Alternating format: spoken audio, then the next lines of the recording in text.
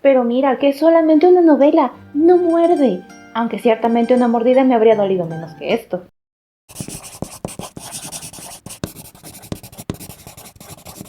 En los confines del mundo se escuchaba el sonar de una pequeña campana, un sonar muy dulce que acompañaba en sus días de exilio a una persona a la que el mundo había decidido maldecir como olvidar. Jin Lin, Lord Linson, un criminal que había cometido patricidio y había colocado el desorden y el caos en la tierra y en el noveno cielo.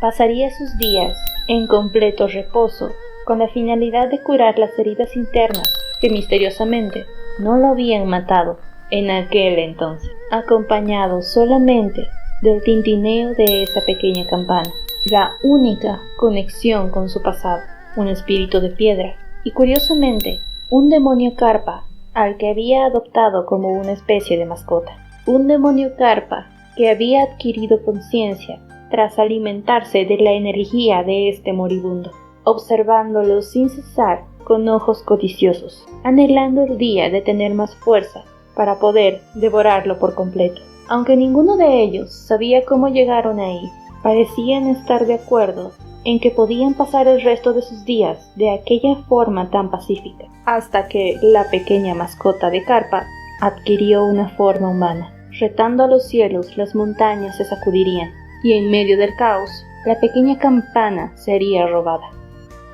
Hola personitas hermosas, bienvenidas al canal de Letras y Trazos, el canal de reseñas sin spoilers.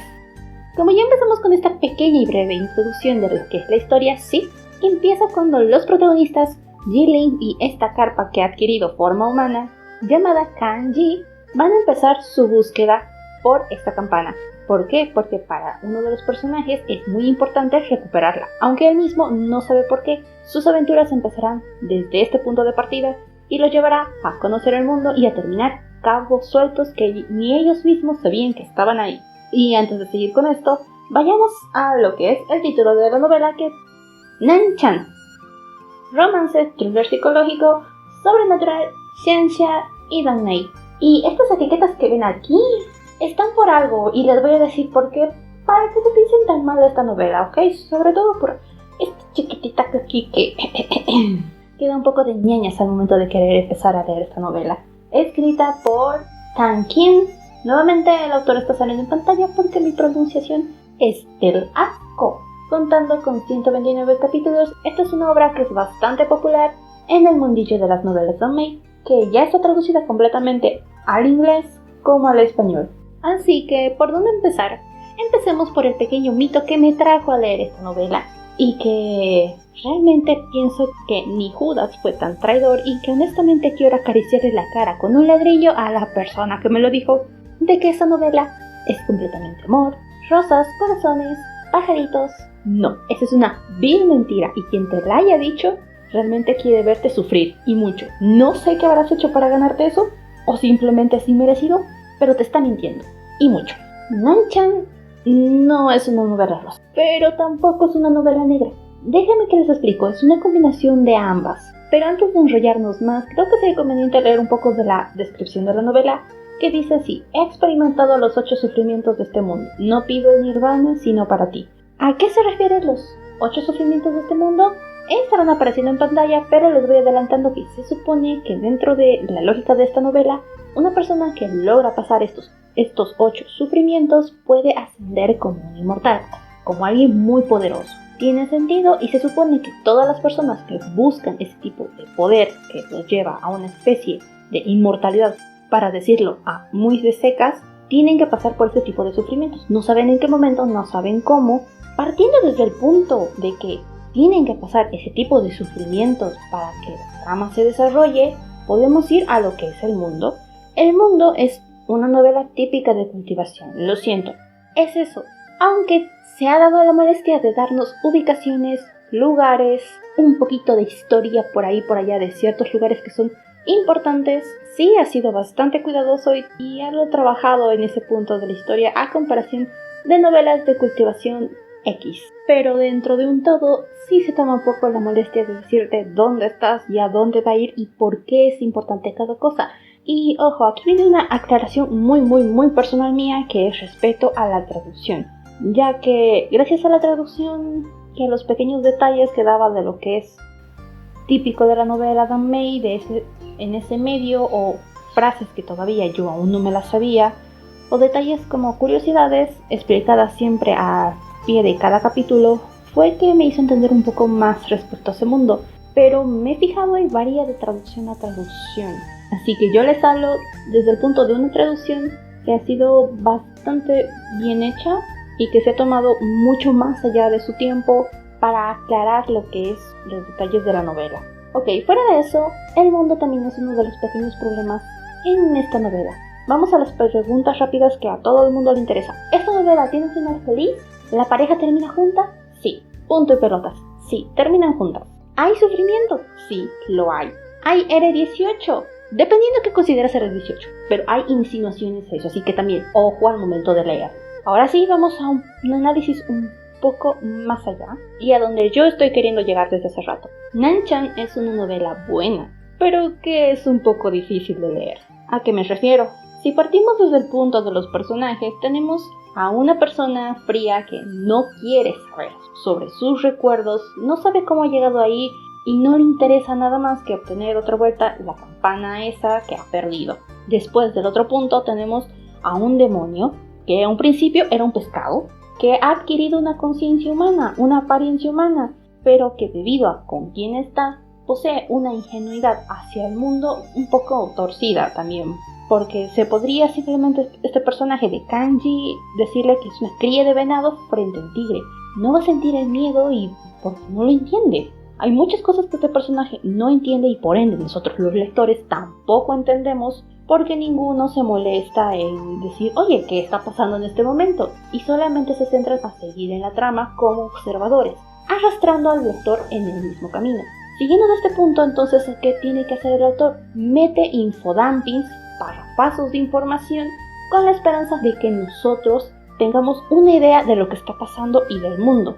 No sabemos cómo se enteran los personajes, pero nosotros tenemos una ligera intuición de qué está pasando en el mundo. Y aquí es donde pongo la mano al fuego. Yo tengo dos teorías y un hecho de por qué esta novela hace huir a los lectores. Lo que acabo de mencionar es una teoría. ¿Por qué? La novela viene a darte una cachetada de datos antes de tirarte al mundo vasto de información que es influyente a la trama. Es más y más información. O tienes una memoria de elefante o te anotas en un papel quién es quién para tener una idea. ¿Por qué? Porque también como estamos en una novela que es de la antigua China, no solamente los personajes tienen un nombre de nacimiento, sino un nombre de cortesía, un nombre de título, por sus logros, y sus espadas, sus armas también tienen un nombre. No miento cuando les digo que realmente llevé unos buenos capítulos creyendo que por los nombres había dos personajes y yo le estaba dando cara a esos dos personajes como distintos. Pero era el mismo.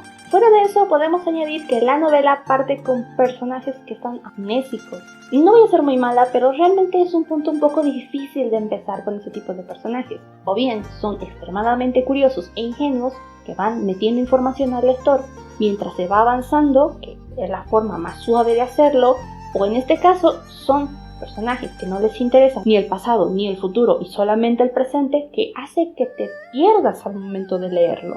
Así que, ¿quién nos queda para que la trama avance? ¿Quién nos va a contar qué ha pasado antes y ahora? Por eso el autor requiere del uso de flashbacks. ¿Qué me refiero? Regresar en el tiempo para seguir avanzando, pero esto también es un poco difícil de hacerlo.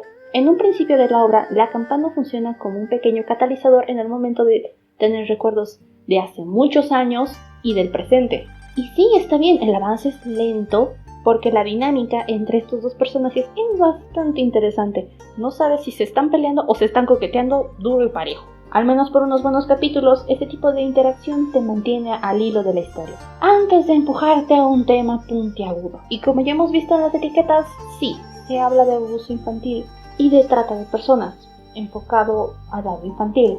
Pero yo vengo a encender una pequeña vela en este caso, porque el punto de vista en el cual se toca este tema que afecta a muchas personas, porque sí, no es un tema del cual puedes hablar con té y galletas, la forma que lo toca es condenándolo hombre que no se ha guardado detalle. Así que sí, por ese lado es una novela un poco cruda de leer. Como no tenemos un narrador principal confiable, nos refugiamos en las impresiones de personajes terciarios, tan indefensos en el mundo de la novela como el propio lector.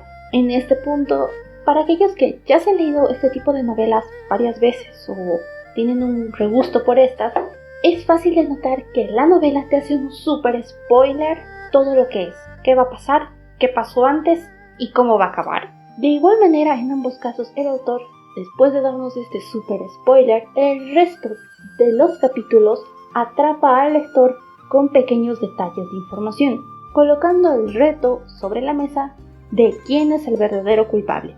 Obviamente, como un lector no reconoce que ya el autor le ha spoileado cómo termina todo esto, sigue el hilo sin preocupaciones. Pero me estoy perdiendo de dónde quería llegar. Los flashbacks. Después de la mitad de la novela se nota que ya no había tiempo. La historia se le estaba haciendo muy larga al autor y tenía que dar los detalles pero ya. Por lo cual se da el flashback más largo de la historia, de muchísimos capítulos, con tal de colocarnos a nosotros en contexto. Y sí, eso puede ser molesto porque toda la trama que estaba sucediendo antes de ese punto se corta abruptamente, no sabemos qué pasó en ese momento, no hay indicios de qué está sucediendo.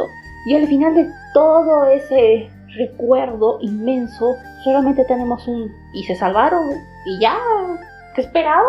Y algo que cabe mencionar es que al momento de crear a los protagonistas no se olvidaron de dar el pequeño toque a los villanos. Porque sí, estos villanos, aparte de tener una pequeña historia de fondo que hace dudar al lector si realmente son los villanos, tienen más de 2 neuronas en la cabeza, convirtiéndolos en villanos astutos. Un reto verdadero para los protagonistas. Así que, ¿qué tenemos al final? Nan-chan es una novela de cultivación que no se molesta en darte sorpresas. De una forma u otra, sí y no. En un principio te dirá cómo va a ser toda la estructura de la novela y luego va a apostar contigo a ver si la adivina. No solamente te da una lectura dinámica y entretenida para seguir. El único problema es que da la sensación de que tiene muchos huecos en su trama. Pero no se preocupen, se van llenando. Los misterios de la trama están tan bien elaborados, encajando casi a la perfección con los personajes y el mundo.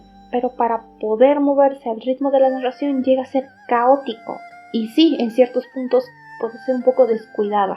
Así que, ¿Nan-chan da un giro a una novela de cultivación habitual? No, lo siento, pero no. Nan-chan es una novela predecible que se centra en explorar los detalles de la trama, haciendo uso de cortes de escena, de capítulos o de frases para mantener en vilo al lector. Es decir, Nan-chan es una novela predecible que está muy bien escrita. Pero no voy a mentirles, no es la novela para todos, pues toca temas sensibles como es el tráfico infantil, abuso de menores y desde cierto ángulo, tortura psicológica o manipulación. No voy a llamarla novela rosa, ya se los dije, esto es un mix de ambos tipos de novela, negra y rosa. Encontrarás un amor dulce como ardiente, rodeado del más puro sufrimiento. ¿En quién es? Ya me lo dirás tú. ¿Te animas a leerlo? Yo en lo personal las recomiendo. Eso sería todo por hoy, personitas hermosas. Yo soy Letrigas y me despido. Bye bye.